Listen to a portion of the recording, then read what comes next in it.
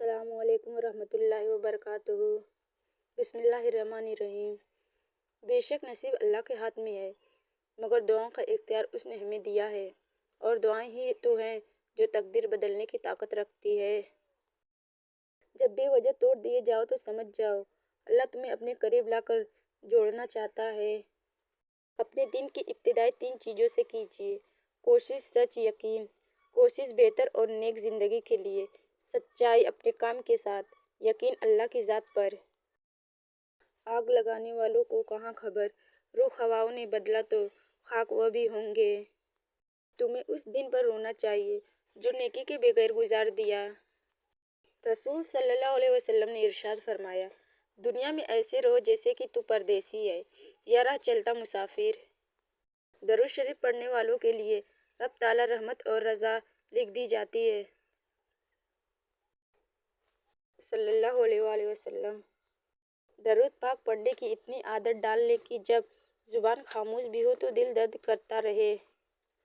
حضرت علی رضی اللہ عنہ نے فرمایا، زندگی کا ہر دن آخری سمجھو۔ میری اوقات نہیں کہ جنت مانگوں، بس التجا ہے جہنم سے بچا لے یا رب۔ قرآن کہتا ہے، میں تمہارے قبر میں بھی تمہارا ساتھ دوں گا، مجھے پڑھتے رہو، میں تمہارا حق ادا کروں گا۔ درود پاک پڑھا کرو، زندگی پریشانیاں، مصیبتیں اور مشکلات سے پاک ہو جائے گی۔ ہمارے آنسوؤں کی قدر اللہ سے زیادہ کسی کو نہیں۔ اے اللہ، مجھے شکر کرنے والا دل، ذکر کرنے والی زبان اور تیری یاد میں رونے والی آنکھ عطا فرما، آمین۔ رسول صلی اللہ علیہ وسلم نے ارشاد فرمایا، دنیا مومن کی قید ہے اور کافر کی جنت ہے۔ میری ٹوٹی پھوٹی عبادتوں کو ایسے قبول کر یا رب کہ سجدے میں جھکوں تو مجھ سے جڑے سب رشتوں کی زندگی سنور جائے، آمین۔ توڑنے والے ہزار، جوڑنے والا صرف اللہ ہے۔ مکان پکا ہو یا کچا ہو، زندگی گزر جائے گی، لیکن ایمان پکا نہ ہوا تو قبر کی زندگی گزارنا مشکل ہو جائے گی۔ جس شخص کو نماز کی عادت ہو جائے پھر اسے سکون نہیں ملتا نماز پڑھے بغیر۔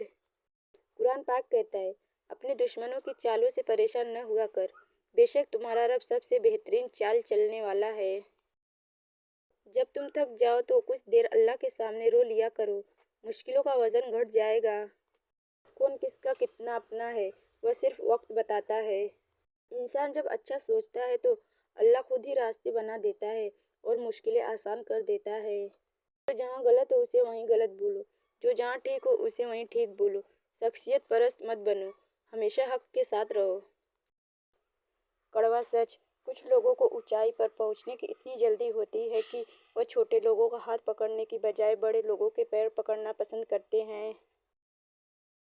اپنی نیکی چھپانا آپ کی سوچ کا امتحان ہے اور دوسروں کے گناہ چھپانا آپ کے کردار کا امتحان ہے۔ گناہ لذت کی وجہ سے نہ کرو، لذت ختم ہو جائے گی، گناہ باقی رہ جائے گا۔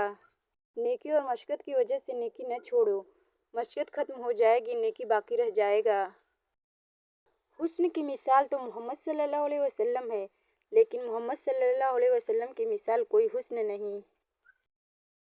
درود شریف وہ واحد عبادت ہے جسے قبول ہونا ہی ہوتا ہے۔ پلٹ کر جواب دینا بے شک غلط ہے، لیکن سنتے رہو گے تو لوگ بولنے کی تمیز بھول جاتے ہیں۔ سوال کر لینا بدگمان ہونے سے بہتر ہے۔ یا اللہ، تو سب جانتا ہے، سب کی مشکلات ختم فرما۔ درود پاک پڑھا کرو، زندگی پریشانیوں، مصیبتوں اور مشکلات سے پاک ہو جائے گی۔ 3 چیزیں انسان کو باکمال بنا دیتی ہیں: ٹھنڈا دماغ، میٹھی زبان، نرم دل۔ منافق لوگوں کی پہچان، یہ آپ کی خوشیوں میں سب سے آگے اور مصیبت میں سب سے پیچھے ہوں گے۔ غیروں کی باتوں میں آ کر اپنوں سے الجھنا انسان کی قدر، عزت اور وقار کو ختم کر دیتا ہے۔ اگر آپ کو لگتا ہے کہ روز محشر میں آپ سے صرف نماز اور روزے کا ہی پوچھا جائے گا تو آپ شاید غلط ہیں۔ رسول صلی اللہ علیہ وسلم نے ارشاد فرمایا، جس نے مجھ پر ایک بار درود بھیجا، اللہ تعالیٰ اس پر 10 بار رحمت نازل فرمائے گا۔ کچھ لوگ اتنا اچھا سبق سکھا دیتے ہیں کہ پھر ساری زندگی کسی اور سے کچھ سیکھنے کی طلب محسوس نہیں ہوتی۔ چاہے گھر کتنی ہی سجاوٹ سے میزین ہو، مگر ماں نظر آئے تو گھر اصل میں گھر لگتا ہے۔ اصل کامیابی کا ہر راستہ نماز سے ہو کر ہی گزرتا ہے، کیونکہ بنا نماز حقیقی کامیابی نہیں مل سکتی۔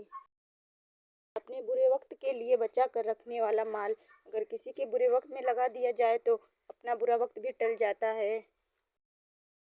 انسان کے کردار کی دو منزلیں ہیں، دل میں اتر جانا یا دل سے اتر جانا۔ جن لوگوں نے آپ کو دکھ دیے ان کو بھلا دیں، لیکن جو انہوں نے سبق دیے ان کو یاد رکھیں۔ زندگی تصویر بھی ہے اور تقدیر بھی، بس فرق رنگوں کا ہوتا ہے۔ من چاہے رنگوں سے بنے تو تصویر اور انجانے رنگوں سے بنے تو تقدیر۔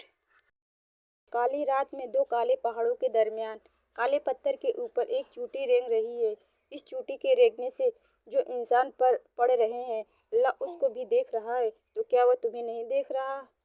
حضرت علی رضی اللہ عنہ نے فرمایا، کبھی کسی کے سامنے اپنی صفائی پیش نہ کرو، کیونکہ جسے تم پر یقین ہے اسے ضرورت نہیں، اور جسے تم پر یقین نہیں وہ مانے گا نہیں۔ اپنے ہاتھ سے کی ہوئی نیکی اور دوسرے سے سرزد ہونے والے گناہوں کا تذکرہ کسی سے نہ کرو، یہ تمہارے کردار کا امتحان ہے۔ گھر کا صرف نام آسان ہے، گھر بستے بستے بڑا وقت لگ جاتا ہے۔ بہت سی باتوں پر صبر کرنا پڑتا ہے، بہت سی باتوں کو نظر انداز کرنا پڑتا ہے۔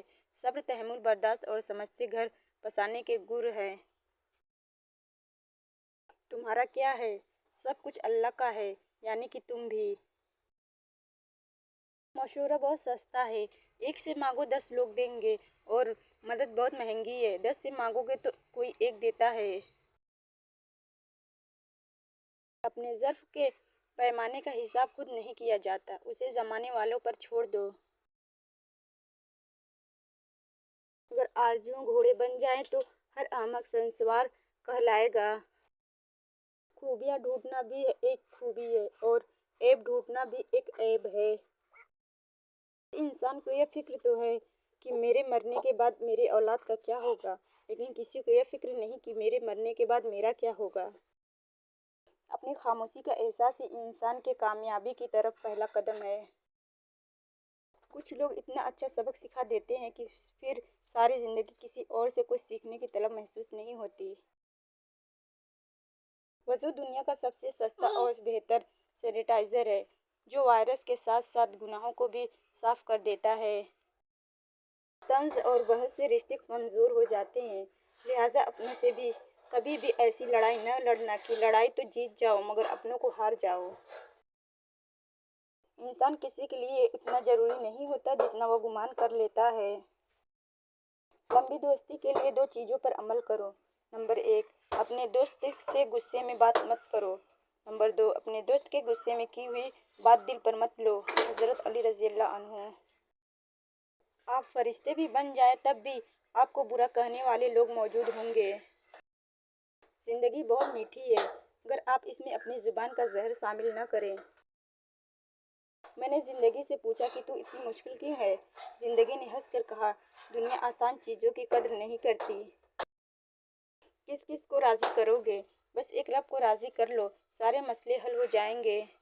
رسول اللہ صلی اللہ علیہ وسلم نے ارشاد فرمایا، لوگوں میں سے سب سے بہتر وہ ہے جو دل کا صاف اور زبان کا پکا ہو۔ رسول صلی اللہ علیہ وسلم نے فرمایا، جہنم سے بچو، گرچہ کھجور کا ٹکڑا دے کر ہی صحیح، مگر ضرور صدقہ کر کے دوزخ کی آگ سے بچنے کی کوشش کرو۔ اس برکت والے مہینے کے صدقے اللہ تعالیٰ آپ سب کی پریشانیاں دور کرے اور آپ سب کی زندگی خوشیوں سے بھر دے، آمین ثم آمین۔ روزے کی اہمیت۔ نبی کریم صلی اللہ علیہ وسلم نے ارشاد فرمایا، جس نے ایک روزہ جان بوجھ کر چھوڑا وہ زندگی بھر بھی روزے رکھتا رہے پھر بھی ایک چھوڑے ہوئے روزے کا ثواب نہیں پا سکتا۔ روزہ تبھی عبادت کا درجہ پاتا ہے جب اپنے نفس سے آگاہ ہو کر اس کی تربیت کر لی جائے اور ضرورت مند کی حاجات و تکالیف کا مداوع کیا جائے۔ رمضان، کتنی جلدی یہ رمضان گزر جاتا ہے، پیاس لگتی نہیں افطار گزر جاتا ہے۔ ہم گنہگاروں کی مغفرت کر میرے اللہ، عبادت ہوتی نہیں رمضان گزر جاتا ہے۔ افطار کی خوشیاں۔ رسول صلی اللہ علیہ وسلم نے ارشاد فرمایا، روزے دار کے لیے دو خوشیاں ہیں، ایک افطار کے وقت اور دوسری خوشی اپنے رب سے ملاقات کے وقت۔ رسول صلی اللہ علیہ وسلم نے ارشاد فرمایا، قرآن پڑھا کرو، کیونکہ قیامت کے دن یہ اپنے پڑھنے والوں کے حق میں سفارش بن کر آئے گا۔ روزہ رکھیں، یہ آزمائش میں کام آتا ہے۔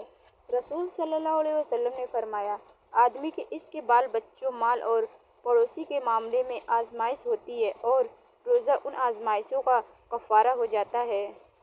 رمضان میں ہمیشہ زیادہ سے زیادہ صدقہ و خیرات کریں۔ ہر روز صدقہ دیں، بھلے 10 روپے ہی کیوں نہ ہوں۔ روزے دار کا سونا عبادت ہے اور اس کی خاموشی تسبیح ہے۔ اس کا عمل مقبول ہے اور اس کی دعا قبول ہے۔ روزہ کیا ہے؟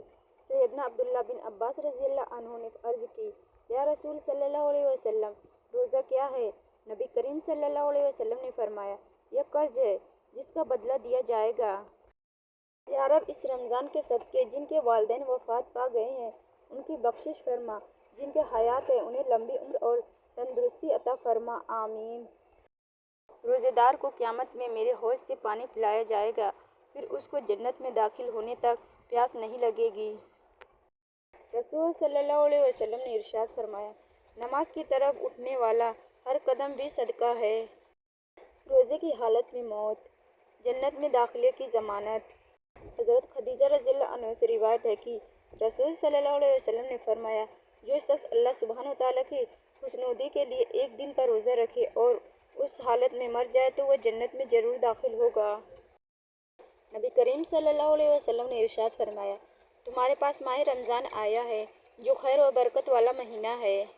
اگر یہ ویڈیو آپ کو پسند آتی ہے تو ویڈیو کو لائک، شیئر اینڈ کومنٹ کیجیے، اور ہاں، ابھی تک آپ نے میرے چینل کو سبسکرائب نہیں کیا ہے تو ضرور سبسکرائب کر لیجیے، کیونکہ ایسی ویڈیو میں ڈیلی اپلوڈ کرتی ہوں۔